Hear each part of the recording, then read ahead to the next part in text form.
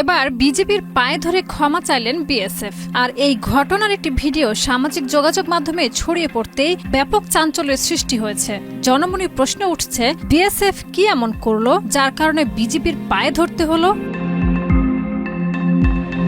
সম্প্রতি ভারতীয় সীমান্তরক্ষী বাহিনী বিএসএফ এর 2 সদস্য অস্ত্রসহ আন্তর্জাতিক সীমান্ত অতিক্রম করে বাংলাদেশে প্রবেশ করে। অভিযোগ রয়েছে, ভারতীয় সীমান্তরক্ষী বাহিনী বিএসএফ এর 2 সশস্ত্র সদস্য আন্তর্জাতিক সীমান্ত অতিক্রম করে বাংলাদেশের অভ্যন্তরে প্রবেশ করে। তারা সরাসরি সীমান্ত পেরিয়ে সীমান্তবর্তী একটি বাংলাদেশি গ্রামে ঢুকে পড়েন এবং অভিযোগ অনুযায়ী কয়েকজন স্থানীয় কৃষককে ধরে নিয়ে যাওয়ার চেষ্টা করেন।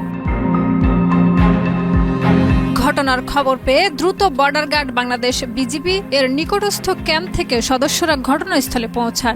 স্থানীয় জনসাধারণের সহায়তায় বিজিবি 2 বিএসএফ সদস্যকে আটক করতে সক্ষম হয়। পরে উভয় পক্ষের মধ্যে যোগাযোগ ও আলোচনার মাধ্যমে এবং বিএসএফ সদস্যদের অনুতপ্ত আচরণ ও ক্ষমা প্রার্থনার পর কূটনৈতিক ও নিরাপত্তা প্রটোকল মেনে তাদের বিএসএফ কর্তৃপক্ষের কাছে হস্তান্তর করা হয়।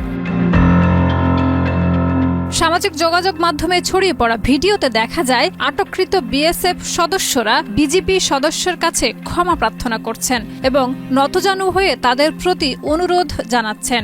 ভিডিওতে কেউ বিজিবির পেশাদার ও কৌশলী ভূমিকার প্রশংসা করেন, আবার কেউ সীমান্ত নিরাপত্তা ও বিদেশি বাহিনীর অনুপ্রবেশ নিয়ে উদ্বেগ প্রকাশ করেছেন।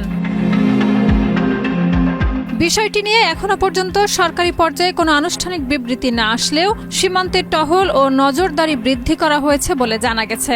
বিশেষজ্ঞরা মনে করছেন, এই ধরনের ঘটনা 2 প্রতিবেশী দেশের মধ্যে পারস্পরিক আস্থা ও সহযোগিতার ক্ষেত্রে চ্যালেঞ্জ তৈরি করতে পারে। তাই ভবিষ্যতে আরও সতর্কতা ও সমন্বয়ের প্রয়োজন রয়েছে।